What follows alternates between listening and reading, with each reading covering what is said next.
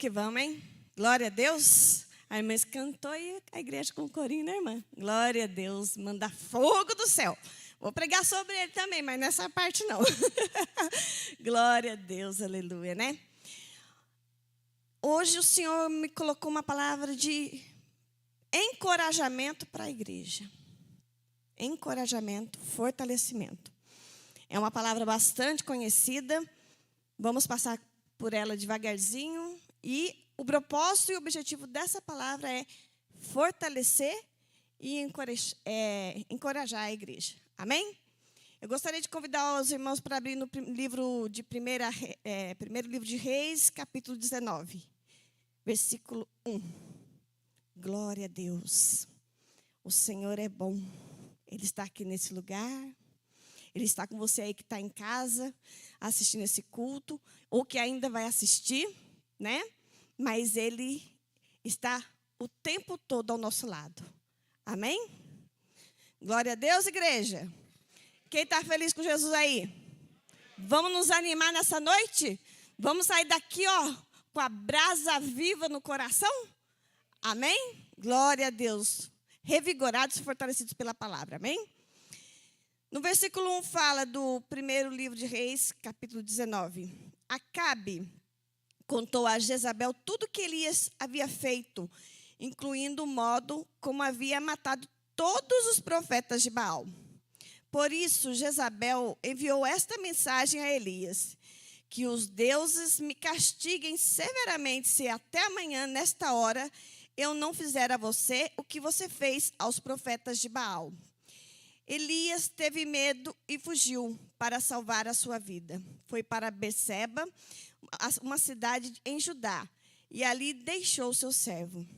Depois foi sozinho para o deserto, caminhando o dia todo. Sentou-se debaixo de um pé de giesta e orou pedindo para morrer. Já basta, Senhor, disse ele, tira a minha vida, pois não sou melhor que os meus antepassados que já morreram.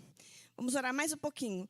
Senhor, nosso Deus e nosso Pai, nós estamos aqui, Senhor, na Tua presença, Senhor. Nós queremos ouvir a Tua voz, nós queremos ser alimentados por Tua palavra nessa noite. Faça um mover em nosso coração de uma forma especial. Venha trazendo, Senhor, esperança, Senhor, para os nossos corações. Venha trazendo força, renovo, vigor da Tua parte. É que nós pedimos no nome santo de Jesus. E a igreja diga amém. E graças a Deus. Nós vamos voltar um pouquinho nessa história de Elias, para a gente, acho que a grande maioria, se não todos, já deve conhecer essa palavra. Mas vamos dar uma relembrada desse homem de Deus que foi usado tremendamente naquela época como um profeta do Senhor. Esse homem, ao contrário de alguns outros profetas, ele tinha um ministério mais que caminhando sozinho, né? A primeira adversidade que ele passou foi quando Deus mandou ele falar que haveria uma grande seca. E todos já sabem dessa história que ele foi. Deus mandou ele para a beira de um rio. E lá, no sobrenatural de Deus, enquanto durou aquela seca, ele foi alimentado pelos corvos, né? Pão e carne. E a água era do ribeiro. Mas quando aquele ribeiro secou, e eu quero que vocês vão colocando o contexto dessa história, para você já entender a dificuldade que esse homem passava naquele tempo. Mesmo ele sendo um homem de Deus, um homem de oração, ele era sujeito às mesmas paixões que nós, às mesmas dificuldades que nós. E aí, esse homem que teve que naquele tempo, viver extremamente dependendo de Deus. E viver dependendo de Deus é muito difícil, porque o homem sempre quer ter o controle das coisas na mão. Imagina você, que gosta de resolver tudo, você tem que ficar esperando um pássaro trazer pão e carne para você. O engraçado é que ele traz pão, né? Pão não tem nada a ver com corvo, mas ele trouxe. Que ele era uma ave que comia carne. Mas amando do Senhor, aquele homem que estava à beira do rio ficava esperando a comidinha dele, providenciada pelo Senhor. E aí, Deus já começa a falar no meu coração, começou a ministrar na minha vida, sobre o controle de Deus. Imagina você, que você tem um drone, e o drone ele pode ir alto ou baixo, não é verdade? Mas o que comanda aquele drone, o que é? É o controle. E você sabe que esse controle não está, agora vamos levando para nossas vidas. Esse controle das nossas vidas não está nas mãos de pessoa inexperiente, que não sabe mexer com a ferramenta que ele criou. Porque se me der um controle remoto na minha mão de um drone, eu vou estragar o negócio, porque eu não sei mexer. Mas para quem sabe, aquele drone ele pode voar baixo, ele pode voar alto, ele pode ir a uma distância, né? Então, aí Deus me falava sobre o controle. Deus está no controle. Deus estava no controle da vida de Elias. E ele não falhou nenhuma vez. A partir do momento que acabou a água, o que Deus fez? Mandou Elias para um outro lugar. Agora, você vai lá para Sarepta e uma mulher viúva vai cuidar de você. Até aí tudo bem. Então vou lá. E aquela mulher, ela não era uma pessoa rica de posses. Ela também era uma pessoa que dependia da graça, do favor do Senhor. Ela já estava pronta de largar tudo para morrer, porque ela só tinha a última porção para cozer para ela e para o filho. E foi nesse contexto, novamente, Deus no controle mandou Elias para aquela terra. Agora você vai imaginando, gente. Você sai de um lugar seco, da beira de um rio, sendo cuidado pelos corvos, e agora você vai chegar numa cidade. Agora parece que as coisas vão melhorar um pouquinho. E eu penso assim comigo, é claro que ele era um homem de Deus, mas você não acha que o tempo que ele ficou naquele rio já não estava causando uma certa exaustão naquele homem, fisicamente falando?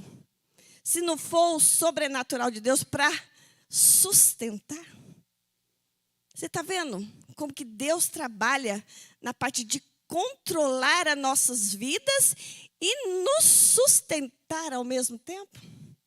E é isso que Deus está fazendo com Elias. Então, o que eu percebo aqui é que eu e você, que somos homens e mulheres de Deus, precisamos estar ciente desse controle, mesmo não entendendo, porque eu acredito que Elias não entendia muito, não. Ele continuou obedecendo. E, prosseguindo a história dele, ele foi sustentado pela viúva, e quando houve a multiplicação do azeite e da farinha, acontece uma morte, que é a morte do filho da viúva. Gente, o negócio só está piorando. Só está piorando. Mas só que quando está piorando, quando está difícil, já não dá mais para você, que é no caso, esse aqui é a morte, você não tem controle. O Senhor entra com o sobrenatural mais uma vez na vida de Elias. Então, você começa a entender que tem dificuldades, sim, na sua vida, tem tribulações, tem dependência de Deus, tem o controle de Deus sobre todas as coisas, mas tem milagre. Tem milagre. Tem coisa que, de repente, alguém aqui na casa do Senhor, ou até mesmo em casa, que não pôde vir por uma enfermidade ou uma doença, está pensando assim: o que eu faço agora, Senhor? Não dá mais. Não tem mais o que eu fazer. Eu estou desanimada, de repente está no fundo de uma cama. E nós precisamos entender que o controle está nas mãos do Senhor. E Deus providencia um milagre, que houve a restauração da vida No meio daquela dificuldade toda, olha para você ver como que Deus faz.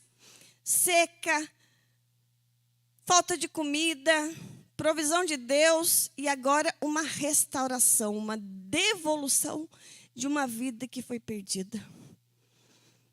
Olha, gente, é muito milagre para se contar. E você começa a colocar isso dentro do contexto da sua vida e você vai ver que hoje você pode estar passando por dificuldade.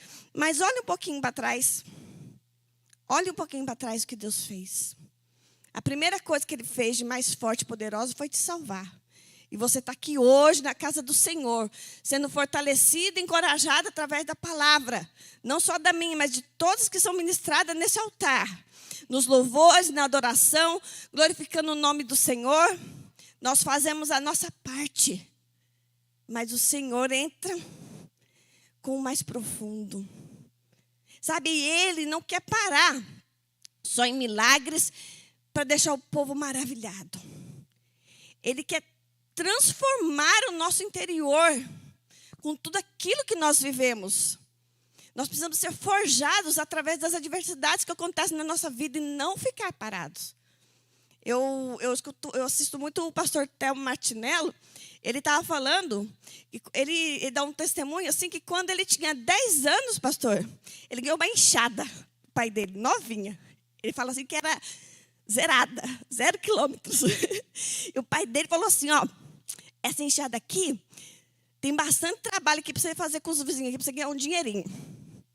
E ele ficava bravo às vezes com o pai dele, sabe? Mas ele depois foi entendendo que cada vez que ele fazia aquele trabalho manual, o físico dele estava fortalecendo. E o caráter dele também estava, porque ele estava ganhando o dinheirinho dele. Aí ele cresceu com 18 anos. Olha, tudo trabalho do Senhor, hein? Com 18 anos ele tinha o sonho de ir para o exército. E ele era lá do sul e veio para BH. E ele disse que quando chegou aqui, foi muito difícil para ele aqui em Minas. Que ele não estava acostumado de ficar longe de casa. E ele ligava chorando para o pai dele, pai, eu quero voltar. E o pai dele, não, você não quer ficar no exército? Fica aí. Ele serviu 22 anos no exército.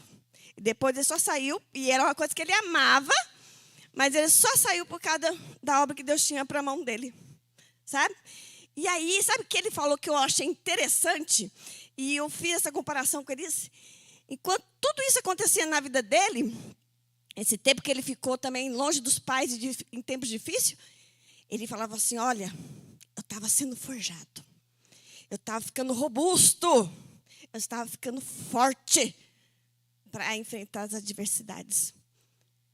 A gente tem que estar preparado, gente. A adversidade não é para fazer a gente parar. É para a gente se fortalecer no Senhor e continuar.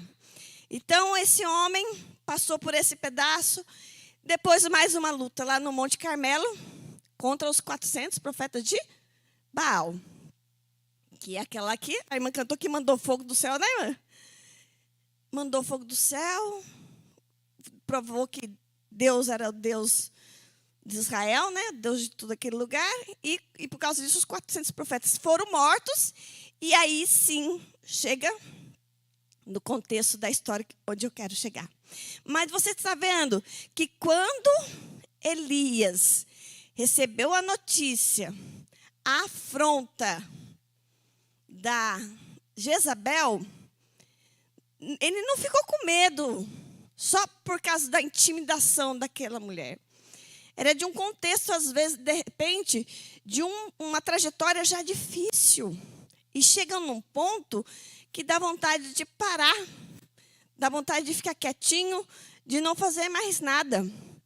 E, continuando a nossa história aqui, vem o desânimo por causa de tantas batalhas e guerras. Quem está se identificando aí durante a trajetória da vida, de repente agora, graças a Deus, está naquela parte que está tudo bem, mas todo mundo tem uma história para contar de dificuldade, né? De repente, aquela parte assim que de repente você não está podendo fazer muita coisa, mas está dependendo da providência de Deus, né?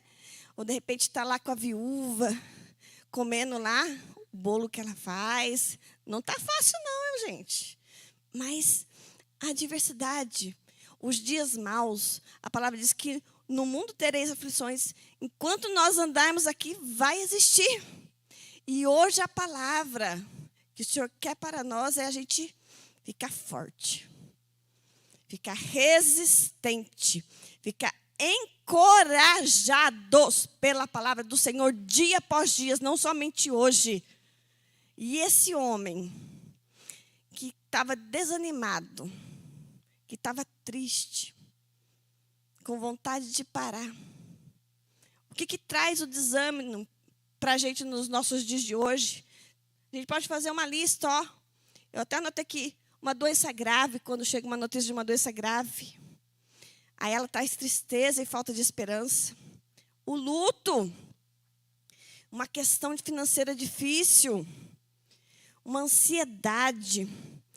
A ansiedade ela é tão terrível, gente, que quando ela está num nível a ponto de fazer o tratamento lá fora, você já, tudo que você vai fazer, porque você quer que acontece rápido, não acontece, aí você fala que lá na frente, de repente, não vai dar certo. Você fica com medo. Ela traz medo também. Olha que coisa terrível.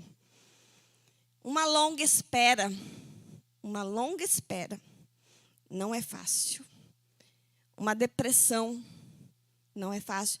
Alguns historiadores dizem que essa época que Elias fugiu, ele estava com uma depressão. Ele não soube lidar com tudo aquilo ali e fugiu. Né? Então, vamos começar a ver essa história, nesse trecho da história, especificamente de Elias. Eu vou falar a partir do 3. Elias teve medo e fugiu para salvar a sua vida. Foi um escape, certo? Foi para Berseba, uma cidade de Judá, e ali deixou seu servo naquele lugar, né? Depois, foi sozinho. Ele já tinha um servo, mas você vê que nas outras passagens de Elias, não fala que Elias tinha um servo como Eliseu tinha Geazi. Você está vendo que o ministério dele era de um homem usado por Deus, mas era sozinho? E sozinho, ele deixou aquele moço que estava com ele, e ele foi sozinho para o deserto. E quantas vezes nós estamos passando uma dificuldade e nós fazemos isso, nós vamos sozinhos. Sozinhos, porque a gente não quer falar nada e não quer compartilhar nada com ninguém. Não quer, porque a dor está doendo. É difícil, porque está doendo. Não é porque você é ruim ou porque você é egoísta, não, porque está doendo. E você está com muito medo e você está ferido, aí você vai para o deserto, sim, você vai sozinho. E ele caminhou, gente, naquele deserto um dia todo. E naquele meio daquele sol, daquela terra seca, ele encontrou uma giesta. É um arbusto, tem traduções que falam zimbro. Mas eu vou ficar com essa giesta aí, porque eu pesquisei exatamente sobre a giesta, que fala assim que ela tem uma flor muito bonita, um arbusto florido, certo? E agora você pensa naquele contexto de sequidão, um lugar com sombra e com cheiro. Ou, quem pode fazer isso nas nossas vidas? No meio de desertos, te dá uma sombra para você descansar e um bom perfume para ser lembrado do que Ele fez por mim e por você. Essa sombra no meio do deserto, Jesus. Jesus de Nazaré. O Filho de Deus que morreu por mim e por você. E nesse meio desse deserto, o que acontece? Tem essa sombra, essa providência de Deus, tem o lugar de repouso, que ele deitou ali para dormir, não é verdade? E tem o toque de um anjo do Senhor animando. Se você está no meio desse deserto, ou se você daqui a uns dias ou uns tempos passar por um deserto, sempre lembre-se que deserto é difícil, é duro, mas é um lugar de provisão de Deus, de toque de Deus. Deus vai mandar um lugar de repouso nesse deserto, sim. E a presença do Espírito Santo, o Consolador que ficou aqui, vai nos lembrar do bom perfume de Cristo. Daquele que foi moído por nós. Daquele que foi sacrificado para perdão dos nossos pecados. E ele recebeu aquele toque. Hoje, o Senhor dá um toque em nossas vidas de encorajamento, como fez esse anjo. E falou assim: levanta-te e coma. Ei, não fique parado aí no deserto. Este é o título da pregação. Não fique no deserto. Deserto é lugar transitório. Não é lugar para você ficar, porque se você ficar, você morre nele. E a gente vai entender e nós sabemos que ele não fica nesse deserto, porque o anjo toca, anima ele e fala: levanta-te e come. E o que ele fez? Lá no 6, Elias olhou ao redor e viu perto da sua cabeça. Imagina, se ele estava deitado dormindo, sabe quando você acorda até meio tonto assim? E perto da cabeça dele, ele não precisou nem levantar. Perto da cabeça dele tinha um pão assado sobre pedras quentes. Em outras versões falam em pedras em brasa. Um jarro, uma botija d'água, né? E ele comeu e bebeu e se deitou de novo. Tá fraco, né? Quantas vezes acontece isso? Mas sabe que eu gosto de ver as coisas que tem ali nessa frase, nesse versículo. Ele estava deitado, então já próximo, no acesso dele, já tinha o pão assado, que é o alimento, certo? Quem é o nosso pão? Jesus é o nosso pão.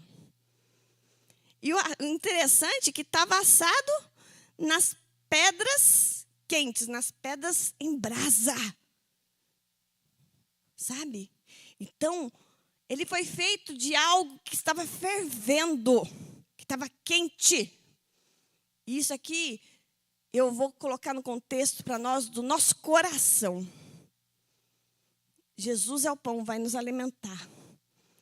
Mas hoje ele quer trazer isso para você, essa brasa quente no seu coração, para fazer o pão para outras pessoas que estão precisando. Porque você vai ser alimentado, sim, da provisão de Deus. Mas essa pedra quente também, que foi deixada nesse lugar, ela precisa queimar em nossos corações também. Hoje não podemos sair do jeito que nós entramos aqui. Porque eu confesso que eu vim aqui hoje cansada da correria da semana.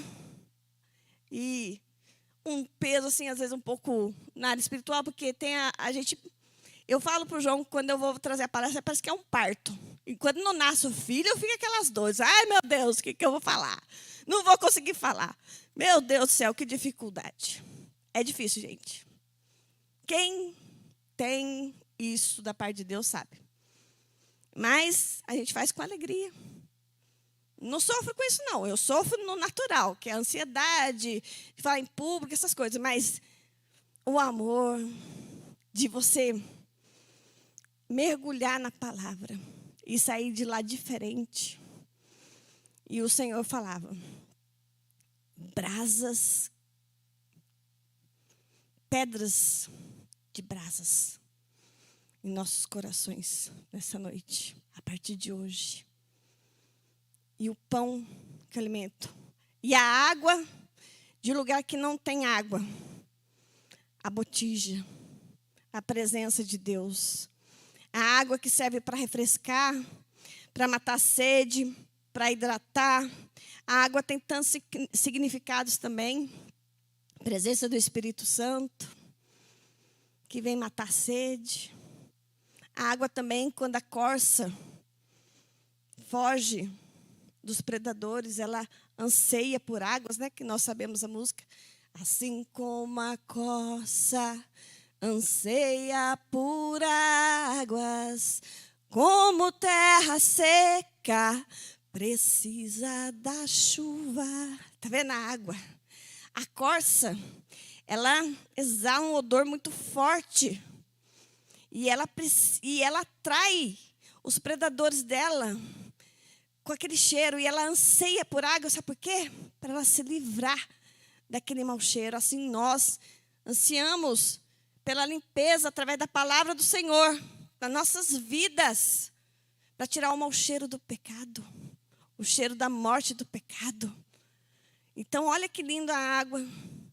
Ela tem tantos significados que a gente pode colocar aqui. Aqui é o principal, era de matar a sede e hidratar. Mas na nossa caminhada com o Senhor, a água, gente. A água para nos purificar. Amém?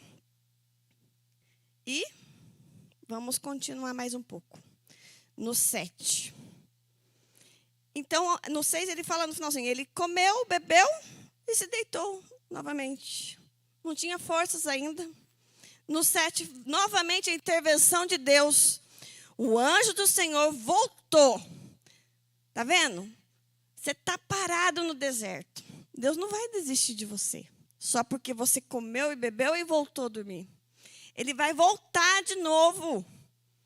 Deus não desiste de você. Deus não desiste de mim, de você. E ele toca de novo, mais uma vez, e fala: levanta-se, come um pouco mais.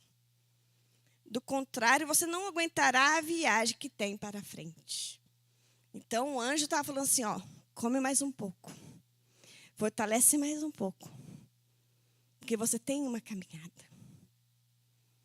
Ah, mas eu estou cansada, eu não quero, não vou mais fazer isso, eu vou ficar aqui. Não.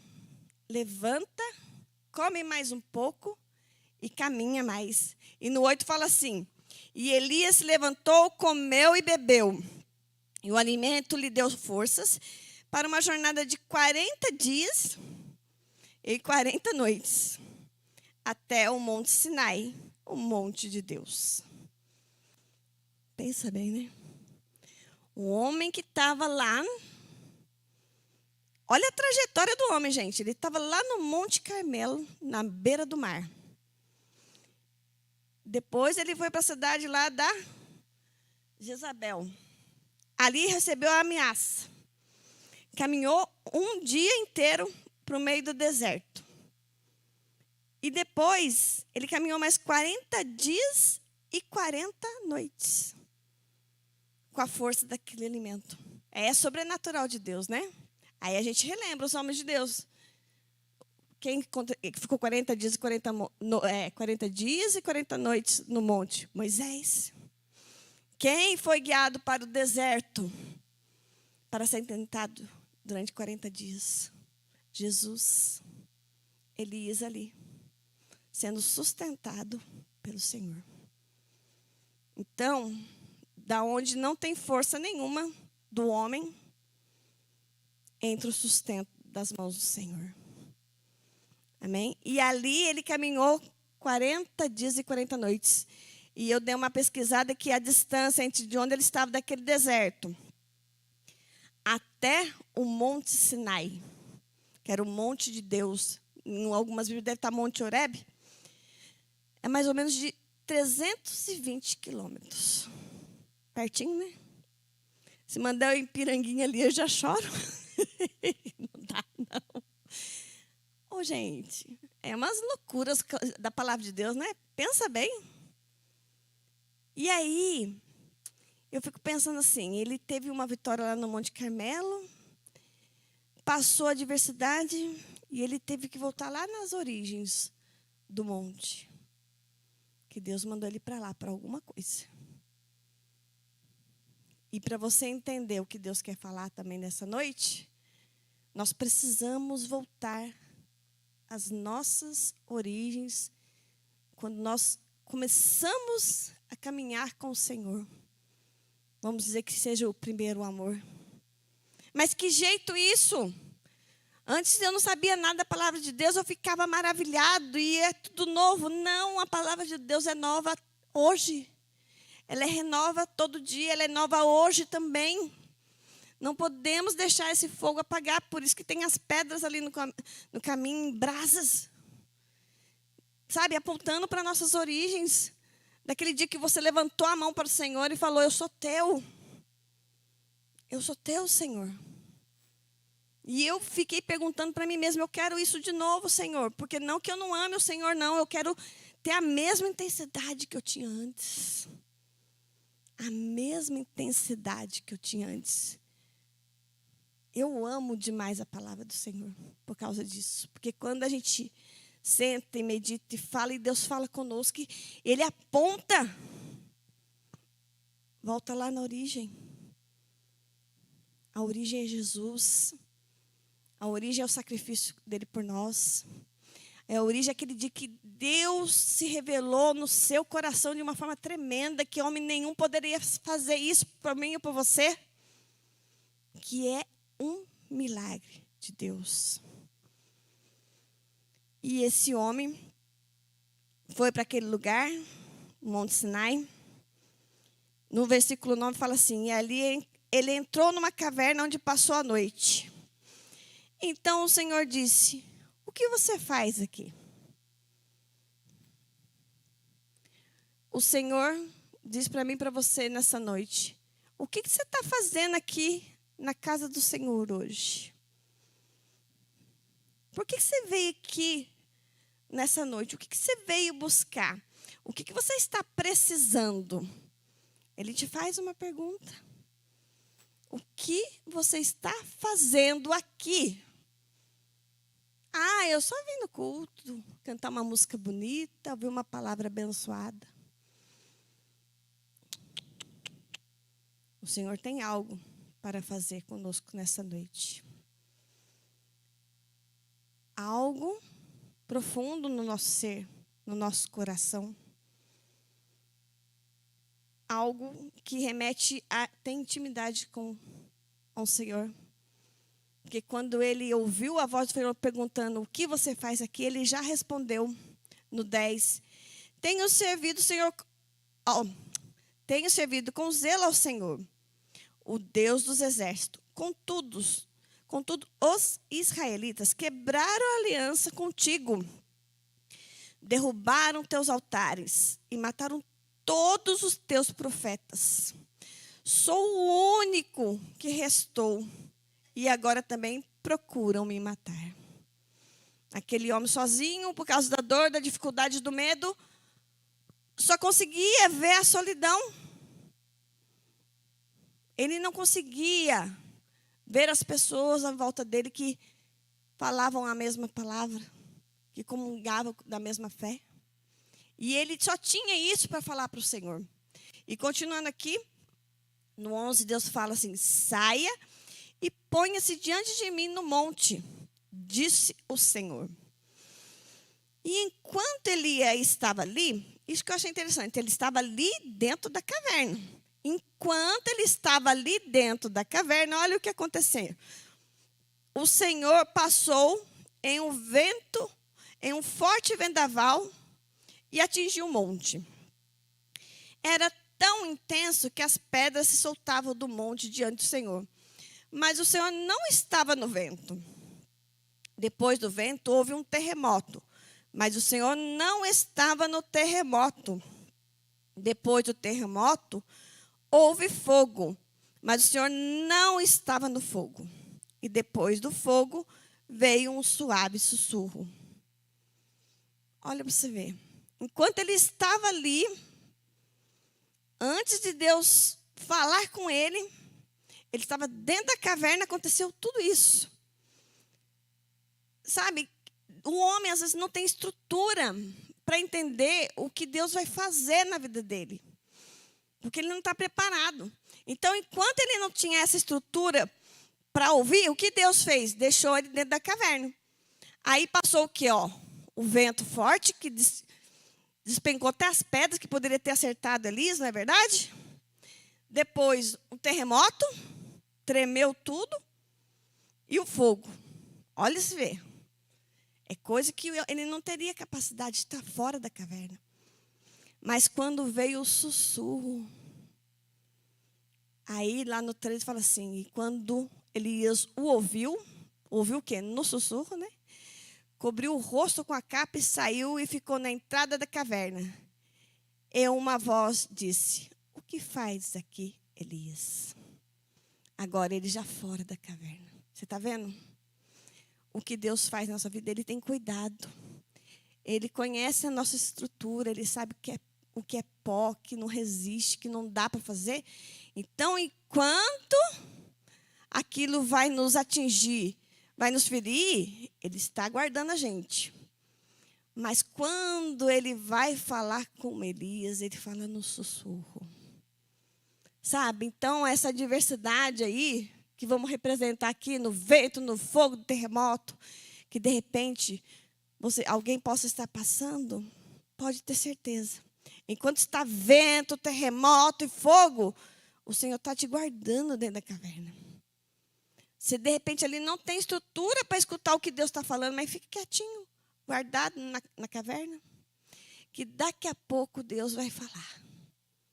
E você vai entender. E você vai sair dessa caverna, desse lugar de dificuldade. Mesmo no monte de Deus, tem perigos para o homem aqui nessa terra, mesmo na presença de Deus. Mas todo o tempo nós somos guardados por Ele. Amém? E novamente, ele faz a pergunta, o que fazes aqui, Elias? No 14, e respondeu outra vez, tenho servido com zelo ao Senhor, o Deus dos exércitos. Contudo, os israelitas quebraram a aliança contigo, derrubaram os teus altares e mataram todos os teus profetas. Sou o único que restou e agora procuram me matar. No 15. Então o Senhor disse, volte pelo caminho por onde veio e vá ao deserto de Damasco.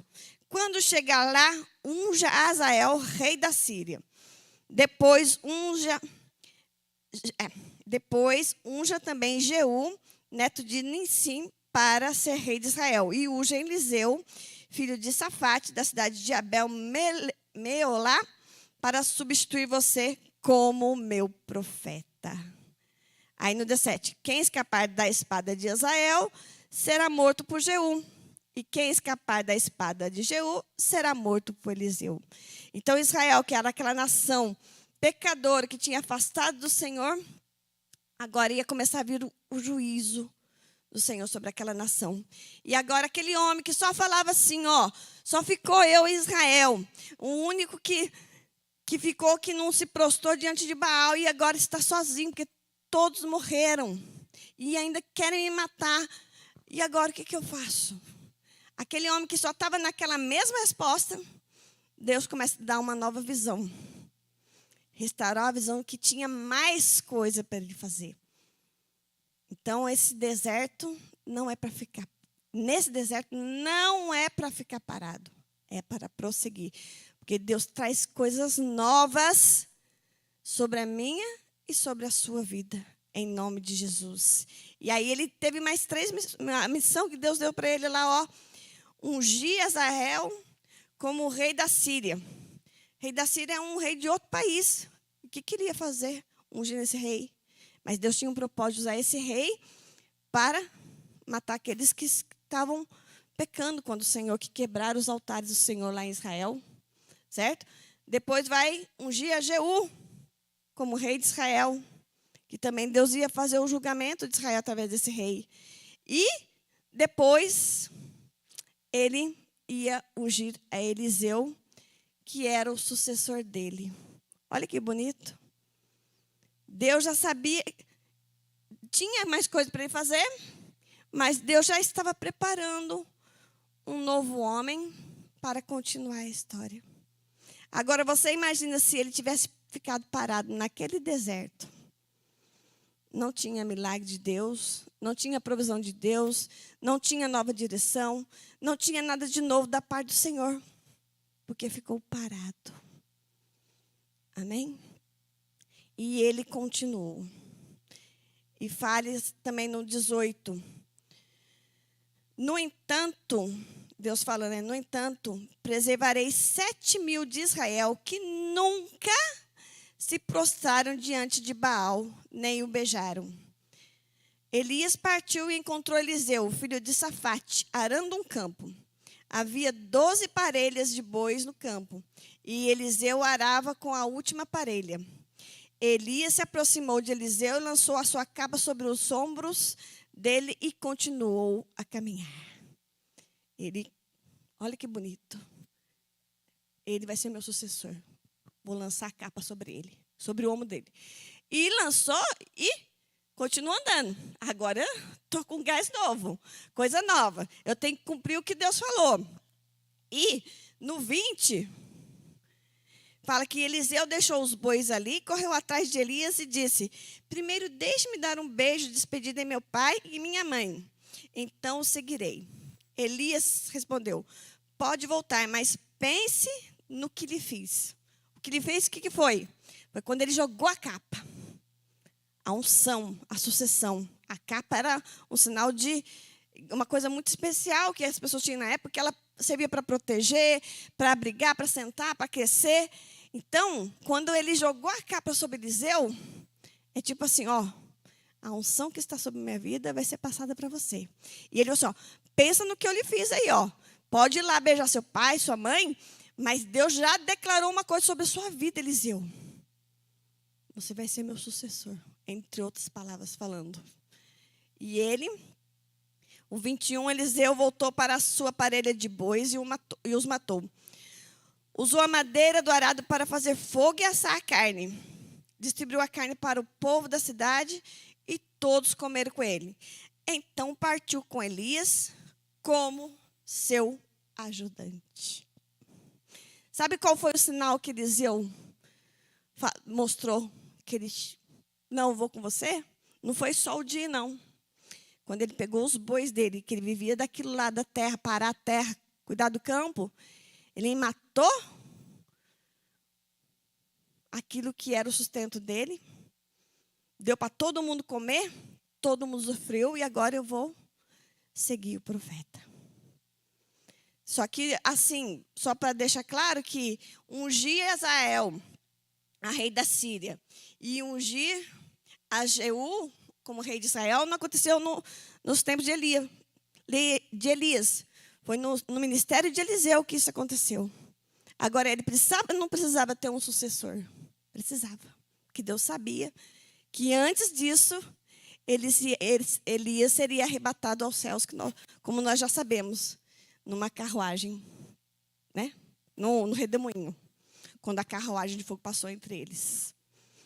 Então, a palavra de hoje é ser corajoso. Sair daqui encorajados para continuar a missão que Deus colocou na minha e na sua vida, independente das circunstâncias que estão se apresentando ao longo da nossa vida, não somente no dia de hoje. Encorajados, e e cada um vai ser encorajado no dia a dia através da palavra do Senhor. Não tem outro remédio. É ela que vai ser o pão quente, é ela que vai ser o anjo tocando nossas vidas quando a gente quer deitar. É a palavra que vai acender uma brasa no nosso coração. Amém, igreja?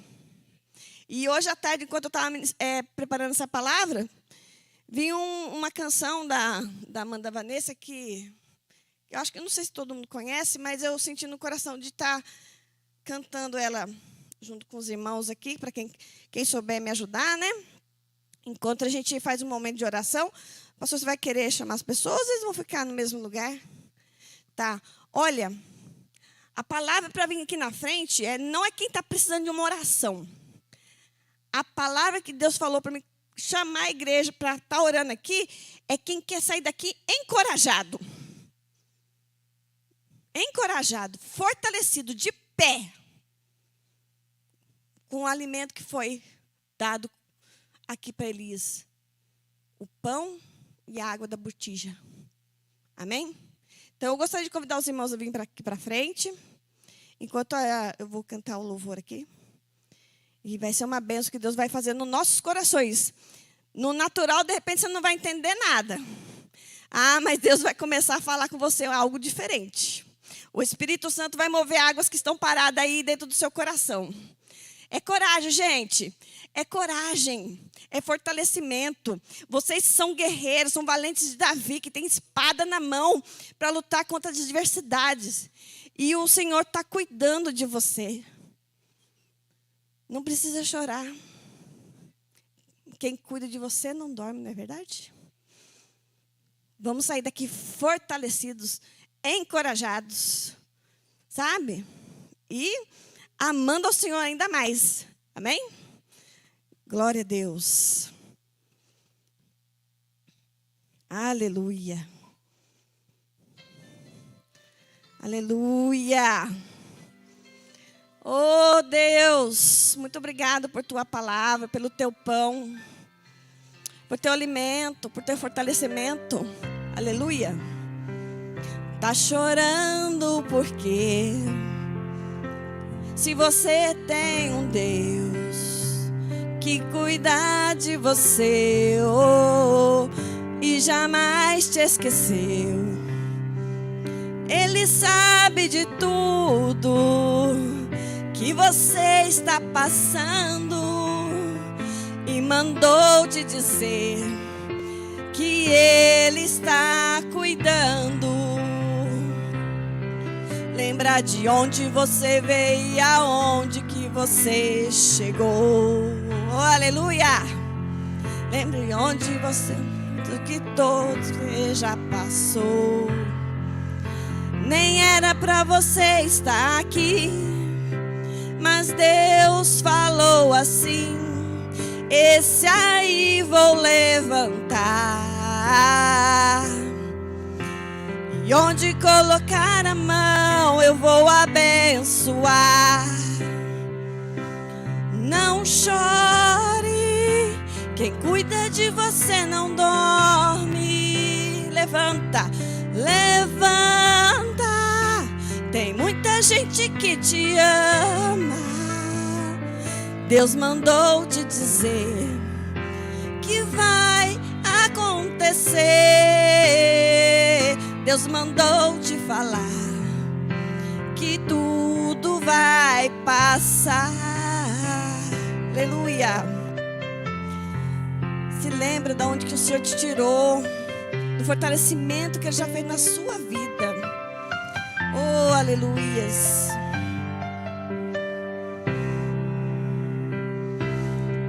Lembra de onde você veio e aonde que você chegou. Lembra de todos os livramentos que você já passou. Nem era pra você estar aqui, mas Deus falou assim: esse aí vou levantar, e onde colocar a mão eu vou abençoar. Não chore, quem cuida de você não dorme.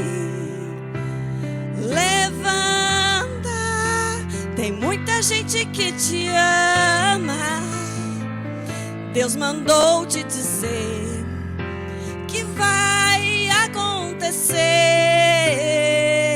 Deus mandou te falar que tudo vai passar.